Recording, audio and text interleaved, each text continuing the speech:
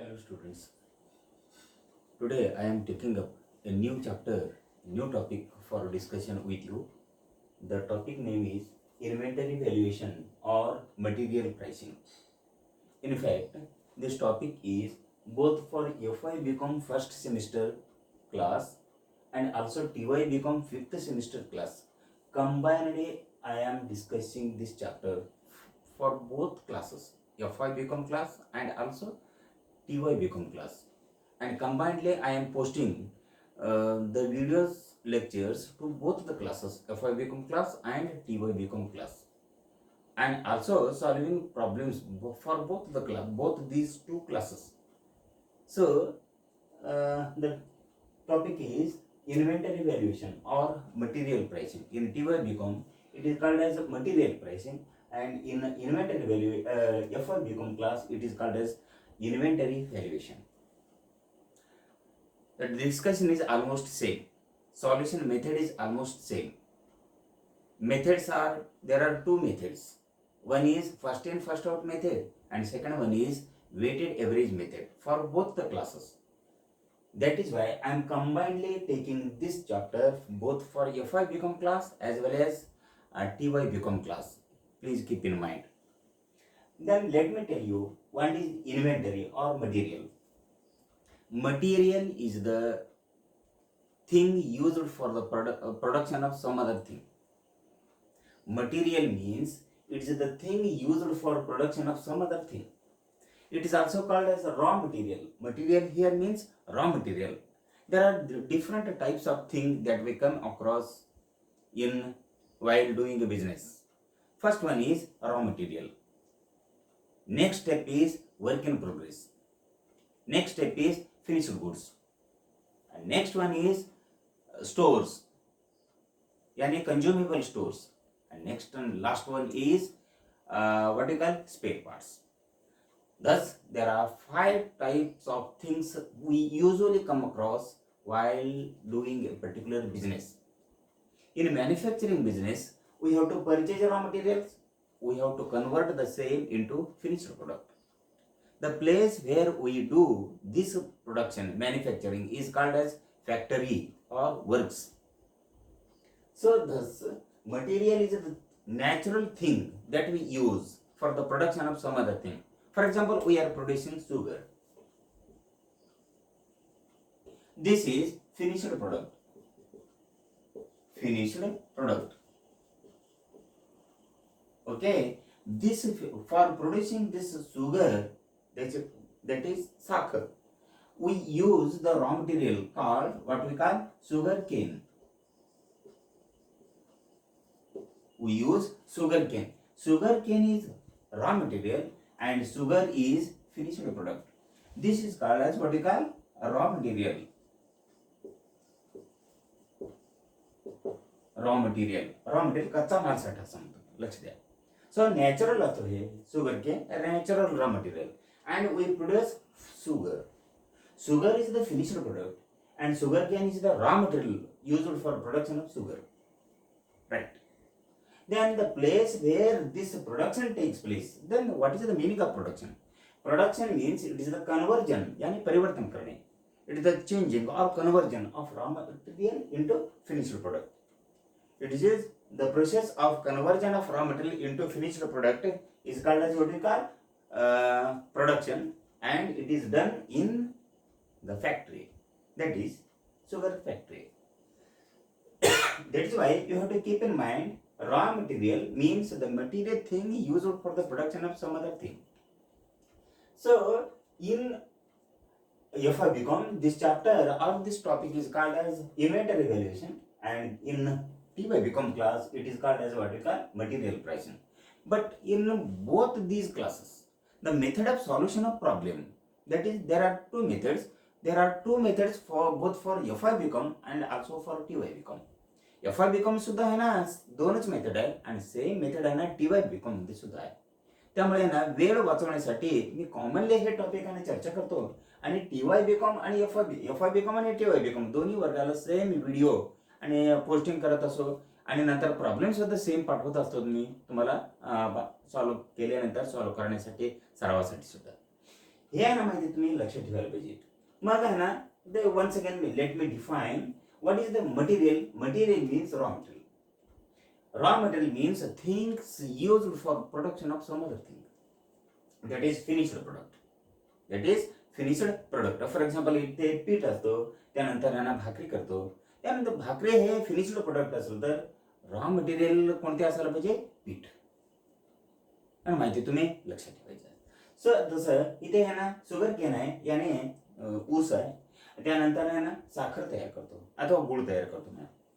So this there are this is a raw material आणि this is a finished product. Okay, ठीक आहे. आता next one आहे important information. Next one important information आहे ते म्हणजे लक्षात ठेवा की डिपार्टमेंट आहे वेगवेगळे. पहिला झाला ह्याला, ह्या रॉ मटेरियलला स्टोअर्स सुद्धा असे म्हणतात. स्टोअर्स म्हणजे दुकान असं म्हणू नये तुम्ही इथे. Stores equal to raw materials. Raw materials अथवा materials simply. Stores equal to raw material. जे स्टोअर्स डिपार्टमेंट असतो, स्टोअर्स बघणारा एक विभाग असतो, त्याला स्टोअर्स डिपार्टमेंट अथवा मटेरियल डिपार्टमेंट असं म्हणतो आम्ही. नेहमी आहे ना स्टोअर्स डिपार्टमेंट असं म्हणतात. The department which looks after, which takes care of the stores आणि raw materials is called as stores department. आणि त्या विभागाचा प्रमुखाला काय म्हणतो आम्ही? स्टोअर्स मॅनेजर अथवा स्टोअर कीपर असं म्हणतो. Stores manager or store keeper is a person who is in charge, who is the head of stores department. So this is called as stores manager, stores department. त्यांच्या हाताखाली असलेले विज्ञाना stores assistant असे म्हणतात. आणि त्यांनी यांना एक आहे ना लेजर मेंटेन करतात. त्या लेजरला काय म्हणतात? स्टोअर्स लेजर असं म्हणतात. स्टोअर्स लेजर असं म्हणतात. Store's ledger is the ledger, it is the register kept by the storekeeper or store's manager for recording, receiving of material and issuing of material and balance of material. So किती stores अथवा कच्चा माल साठा आम्हाला प्राप्त झाला आणि किती आम्ही त्यामधून आणि उत्पादन विभागाला दिलं आम्ही, आणि नंतर किती साठा अजून आमच्या हाती अजून आहे, साठा अथवा स्टॉक मध्ये आहे, हे सगळे ज्या स्टोअर्स मध्ये रेकॉर्ड करतो मी, त्या रजिस्टरला अथवा लेजरला आता खतावणीला काय म्हणतात लक्षात ठेवायला पाहिजे. सो स्टोअर्स लेजर अथवा स्टोअर्स रजिस्टर म्हणतात. स्टोअर्स लेजरला दुसरं नाव स्टोअर्स रजिस्टर म्हणतात. स्टोअर्स रजिस्टर असं म्हणतात. स्टोअर्स लेजर अथवा स्टोअर्स रजिस्टर्स म्हणतात. Store's ledger or store's register is a ledger or register kept by the production department or stores department or raw material department for the purpose of receiving of material, issuing of material and balance of material. This is one thing.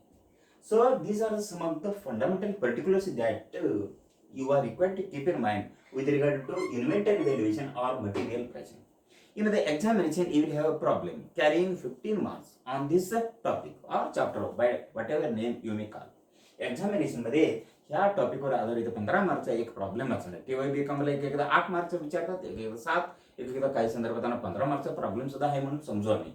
So हे इथे 2 method आहे. यामध्ये F I आणि टीवाय BCom दोन्ही वर्गात आहे ना 2 method आहेत. पहिला method equal to what you call methods. Methods number 1 equal to first in first out. That is FI, FO. This is the first method used for valuation of material or what we call pricing of material. In case of first in first out, in case of first in first out method issued first is issued first. ज्या क्रमाने आम्हाला method material प्राप्त होतो ना त्या क्रमाने आम्ही देतो. फॉर एक्झाम्पल ना पहिला मला ना ए भेटलं, त्यानंतर बी भेटलं, त्यानंतर सी भेटलं, त्यानंतर भेटलं 3 वेळा. आता द्यायच्या म्हणजे समजा ज्या क्रमाने मला भेटलेलं आहे त्या क्रमाने आम्ही द्यायला पाहिजे. म्हणजे ए मला आधी भेटला आणि बी ए द्यायला पाहिजे, बी भेटला बी द्यायला पाहिजे, सी भेटला सी द्यायला पाहिजे. फॉर एक्झाम्पल देताना आधी आहे ना हे रिसिव्ड झालं, रिसिव्ड प्राप्त झालं, आणि इश्यूड याने देतो आम्ही कोणत्या क्रमानं? A is received first, give first A. त्यानंतर द्यायचं गरज भासलं तर आणि परिस्थिती उद्भवली तर then we have to issue B, then C and so on and so on. ह्या मेथड आहे ज्या क्रमाने आम्हाला प्राप्त होतो त्याच क्रमाने देत गेलं तर त्याला first in first out method म्हणतात. लक्षात घ्या. द ऑर्डर याने क्रम म्हणतो. ऑर्डर म्हणजे इथे आज्ञा नाही, ऑर्डर म्हणजे क्रम जो. Order in which the materials are received are issued in that order. ज्या क्रमाने आम्हाला मटेरियल प्राप्त होतं ना त्या क्रमाने आम्ही इश्यू करतो त्याला first in first out. First A त्यानंतर बी, त्यानंतर बी, त्यानंतर सी. हे जे क्रम आहेत रिसिव्ड ते इश्यूडला सुद्धा सेम क्रम वापरतो. It is called as first in first out method. It is called as what you call first in first out method असं म्हणतात. This is the first method. Second method is there that is what we call weighted average method. That is weighted WEIGHT वरून सुरुवात होते हे शब्द. Weight यानी वजन, weighted average method. In case of weighted average method, weight equal to प्रमाण. It may be in terms of kilogram or ton or quintal or meter or liter. प्रमाण म्हणतो. प्रमाण कशामध्ये सांगत असतो? कापड असलं तर मीटरमध्ये, तेल असलं तर लिटरमध्ये, साखर असलं तर किलोग्राम मध्ये अथवा टन मध्ये अथवा क्विंटल मध्ये सांगतो. ते आहे ना क्वांटिटी किती युनिट्स म्हणतो आम्ही. त्या युनिट्स आहे ना लक्षात घेऊन रेट किती आहे कॅल्क्युलेशन करतो. मग समजा माझ्याकडे आहे ना 10 किलो आहे, 2 रुपयाप्रमाणे 20 रुपये, आणखी 10 किलो भेटले 3 रुपयाप्रमाणे. हे सगळे किंमत किती आहे बघतो. एकूण किंमतला एकूण क्वांटिटीला भागाकार केल्यानंतर आणि ते रेट मिळतो ना त्या रेटला काय म्हणतात? वेटेड एव्हरेज प्राइस म्हणतात त्याला. वेटेड एव्हरेज प्राइस म्हणतात. आणि फॉर्मॅट आणि सेम आहे. एफ आय आणि टी वाय बीकॉम दोन्ही वर्गाला सांगतो मी की हे दोन्ही मेथड कोणतेही असू दे पण फॉर्मॅट आणि सेम आहे. त्या फॉर्मॅट अनुसार सॉल्व्ह करायला पाहिजे एफ आय बीकॉम मध्ये आणि टी वाय बीकॉम दोन्ही वर्गात. In case of weighted average method, rate is calculated as total amount divided by total quantity. Weighted average price, WAP. लक्षात ठेवा. WAP यानी वेटेड एव्हरेज प्राइस मध्ये टोटल अमाऊंट एका तारखेला टोटल अमाऊंट किंमत किती आहे total amount divided by total quantity करायचं तुम्हाला वेटेड एव्हरेज प्राइस म्हणतात. वेटेड एव्हरेज प्राइस हा ना अप्लाय करायचं तिथे. वेटेड एव्हरेज प्राइस हा ना अप्लाय करायचं त्या रेटने इश्यू करत जायला लागतं आम्हाला. So this is one thing. So there are two methods applied in the examination. दोन्ही मेथडवर यांना प्रॉब्लेम येणारच्या 100% तुम्ही लक्षात ठेवा. आणि methods are first in first out method. In case of first in first out method, materials are issued in the order in which they are received. म्हणजे material first in first out method मध्ये ज्या क्रमाने आम्हाला material भेटतात त्या क्रमाने आम्ही issue करत जातो. In case of weighted average method we calculate a rate in each and every case. प्रत्येक संदर्भात या आम्ही वेटेड एव्हरेज प्राइस कॅल्क्युलेशन करतो त्या रेट नाही ना आम्ही देत जातो. कसं हे कसं टोटल अमाऊंट टोटल व्हॅल्यू. इथे अमाऊंट म्हणजे व्हॅल्यू असं समजून घ्या. Total value of materials at hand. आमच्याकडे असलेले मटेरियलचं एकूण किंमत किती divided by total quantity of materials at hand. At hand म्हणजे आमच्याकडे असलेले. So total quantity of materials at hand. ह्या दोन मेथड आहे आणि दोनच मेथड आहे सिलेबसला बोथ एफ आय बीकॉमला आणि टी वाय बीकॉमला. आता तुम्हाला सांगतो मी हे मेथड कोणतेही असू दे हे रजिस्टर एकच आहे. स्टोअर्स लेजर आहे ना एकच आहे. त्या फॉर्मॅट आहे ना थोडक्यात त्याने लिहितो आणि तुमच्या व्हॉट्सअप ग्रुपवर ना तुम्हाला पोस्ट सुद्धा करतो. कोणते आहे stores ledger.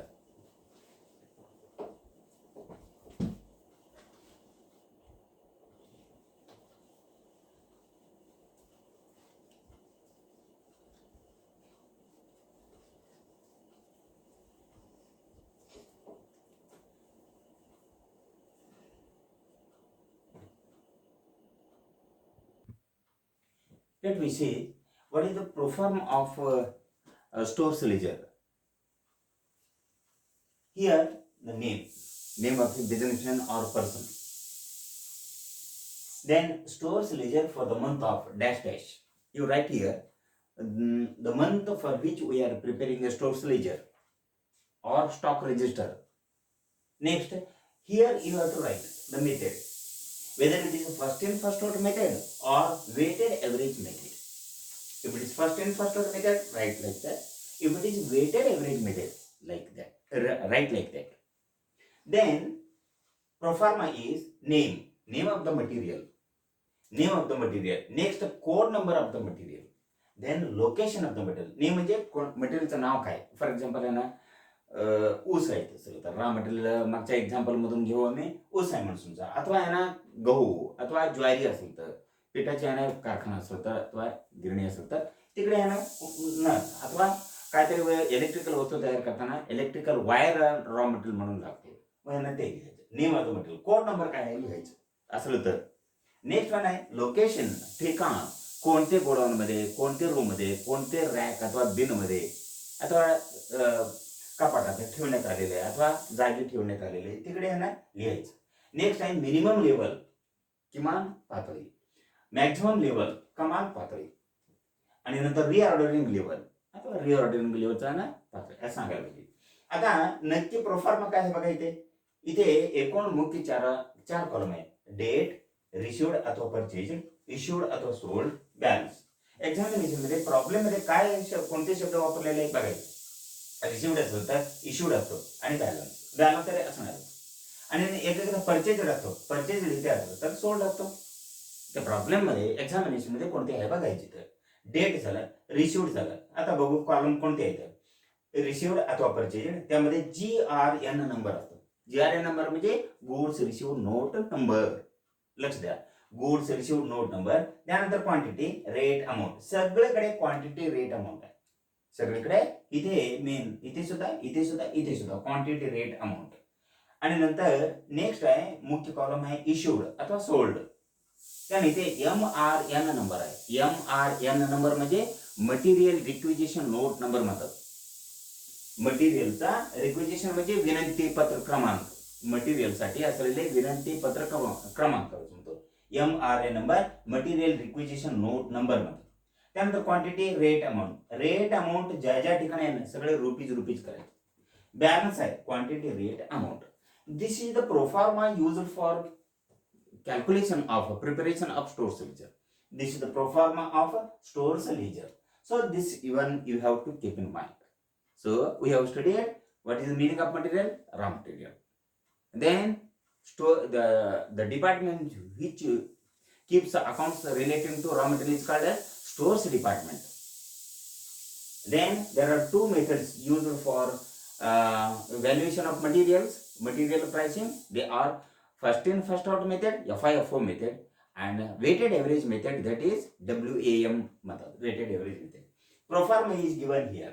Name of the businessman. Next one, stores ledger for the month of. Then the method, first in first out असेल तर first in first out नाहीतर आहे weighted average method. Next one आहे इथे name of the material, code number of the material, location of the material. Here minimum level, maximum level, and reordering level. Here there are four main columns. Date, received और purchase, issued और sold, then balance. Received मध्ये आहे ना GRN number आहे, goods received note number, quantity, rate, amount. Issued अथवा sold मध्ये MRN number आहे, material requisition note number, REQUISITION. Requisition equal to विनंती म्हणतात. त्याचा मूळ शब्द काय, रिक्वेस्ट असा आहे. So material requisition note number, quantity, rate, amount. Here balance मध्ये quantity, rate, amount. This is today's discussion. Tomorrow I will take up one problem for solution. So today I will post two problems that which I will take up for solution tomorrow and day after tomorrow. उद्या जे काही problem solve करायचे आहे आणि त्या उद्याचा problem सॉल्युशनचा आणि आज आहे ना तुम्हाला दोन्ही ग्रुपवर आहे ना पाठवतो मी. तुम्ही आधी लिहून घ्या आणि उद्या आहे ना सॉल्युशनसाठी मी घेतो. That is all. थँक्यू.